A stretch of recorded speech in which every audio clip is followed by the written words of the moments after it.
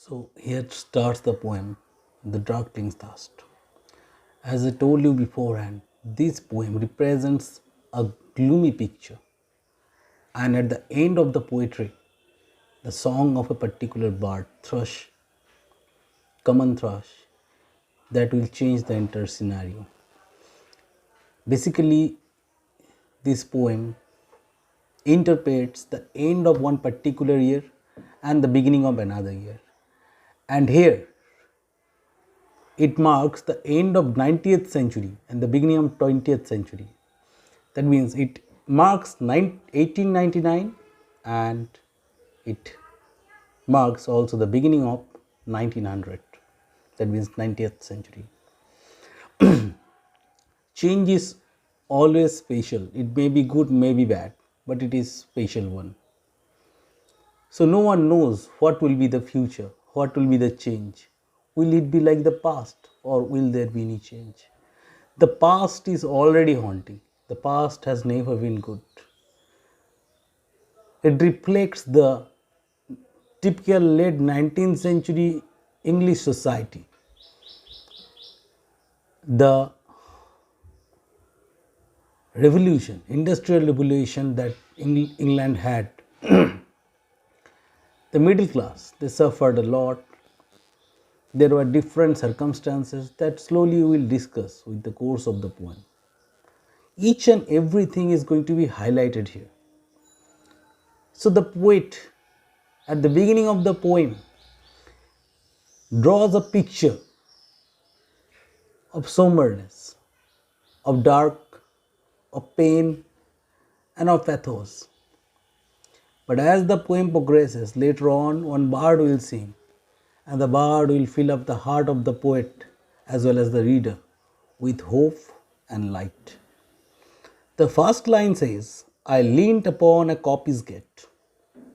Coppice gate means a gate that leads to a forest or wood. That means as you open the gate, you will enter a road to forest. I leaned upon.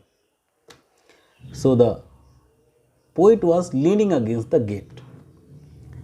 So here we can accept the poet as a listener, as a silent viewer who watches the surroundings, makes note of it, and create explanation in his poetry. So here the poet is a watcher. He keeps watching the surrounding. Where was he? He was just leaning against a coppice gate, a gate that leads to a forest. While reading a poetry, we have to look at three things. The basic thing is the summary of the poetry. Second, the point of view of the poet, what he wants to say, and your personal point of view. It may not be same as mine. My only duty is to guide you.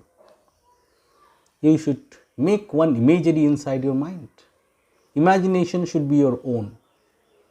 In that case, everyone will have a separate image in his or her mind, and that will make the success, that will bring the success of the poetry. If all will have the same image, that is not correct. As I told you while teaching the poem Television last year, when the forest was fracture grey, fracture means ghost. Here forest means winter. So here the winter is compared to frost, and further it is compared to sepia grey. That means it looks like grey color ghost. Obviously, the sepia grey will not highlight any kind of happiness, not this is the term to rejoice. So this is obviously a negative term. So the poet was standing against a coppice gate, and the winter was looking like ghost, a ghostly winter. Winter means what? The days are shorter, nights are longer, and furthermore, often we find the surrounding is filled up with fog, sometimes with dew. So it's a kind of different situation. Winter always symbolizes something negative. Last year we read the poem Cold Within. cold. The term symbolizes the lack of compassion, lack of positivity. And winter's drag means winter ending. The time mentioned here, this is the last part of winter, and that time winter is extremely powerful in those English country. Days are extremely short,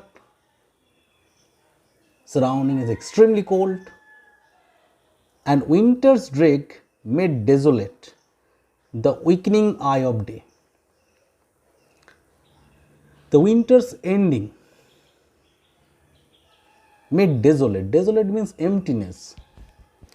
So winter's drag made, you write winter's drag, winter's ending create a surrounding of emptiness.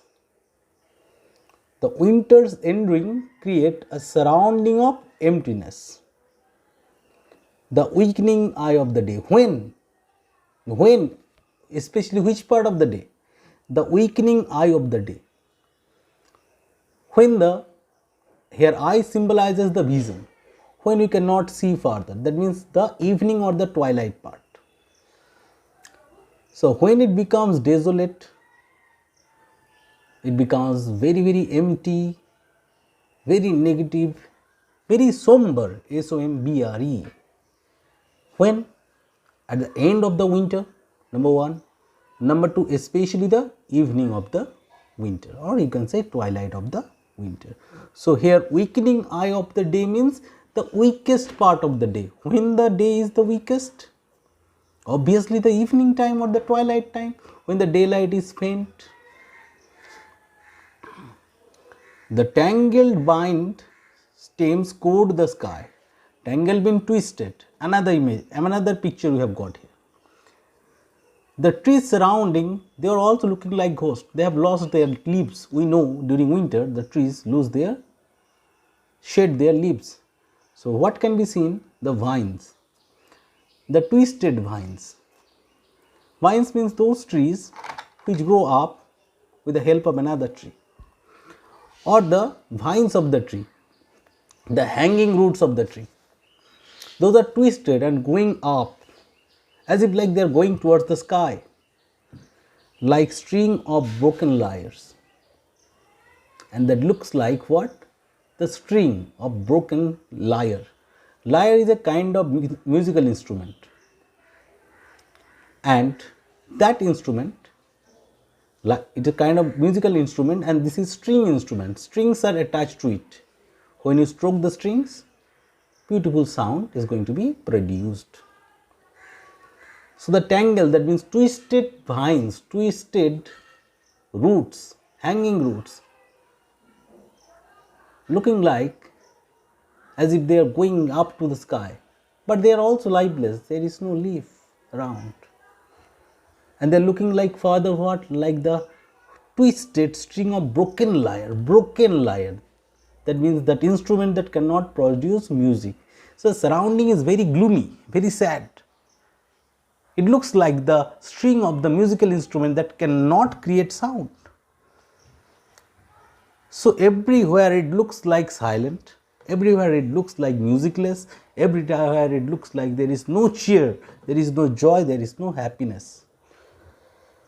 And all mankind that haunted me. Me means almost. Here mankind means all human beings. And what the poet further watched, that all the human beings, they are returning for their office, from their work, they are returning home, and they are almost haunted. This is not a picture of happiness. They are almost haunted, as if like they have to reach home. Somehow they have to reach home. Somehow they have to escape some catastrophe, some danger, some deadly event. Somehow they have to escape.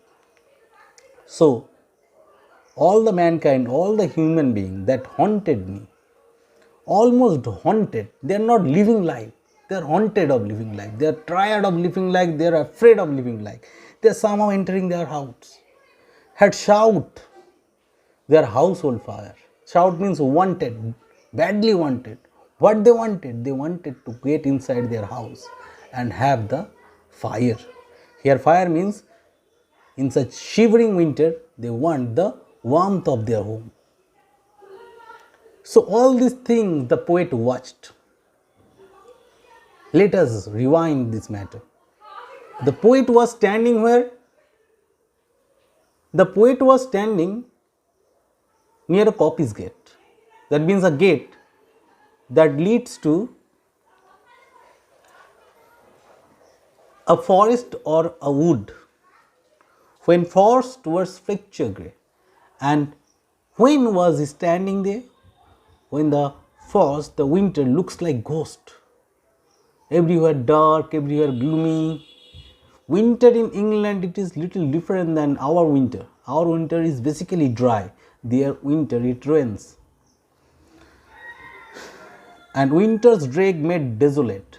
Winter's drag means winter's ending. The end of winter made desolate. Made everything what? Desolate. Cheerless, lifeless. The weakening eye of the day. The ending of winter makes everything desolate, cheerless, especially the last part of the day. That is the weakening or the weakest eye of the day means weakest part of the day. That means when visibility is very less, means evening or the twilight. When the visibility is very less. The tangled vines stems coat the sky. There were trees, but they also look lifeless because during winter they shed their leaves in the late winter. What was seen?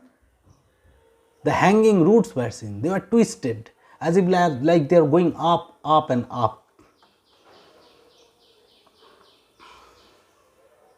And all mankind that haunted, like strings of broken lyre. So those tangled roots are looking like the strings of a musical instrument, of lyre, L-Y-R-E, but broken lyre. They cannot produce music. So there was no cheer in the sky, there was no cheer in the surrounding.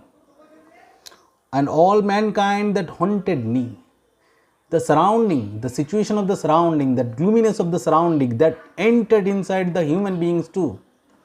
So all mankind that haunted me, all the human beings, they are returning. They are almost haunted. They are not happy. They are almost haunted. It is not that after all day work they would like to return home and enjoy. Not like that. They want to escape the world, escape the outside.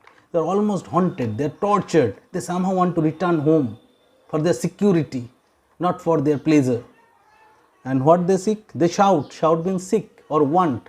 They wanted their household fires. They want the warmth of their house. So in first stanza, what we have found?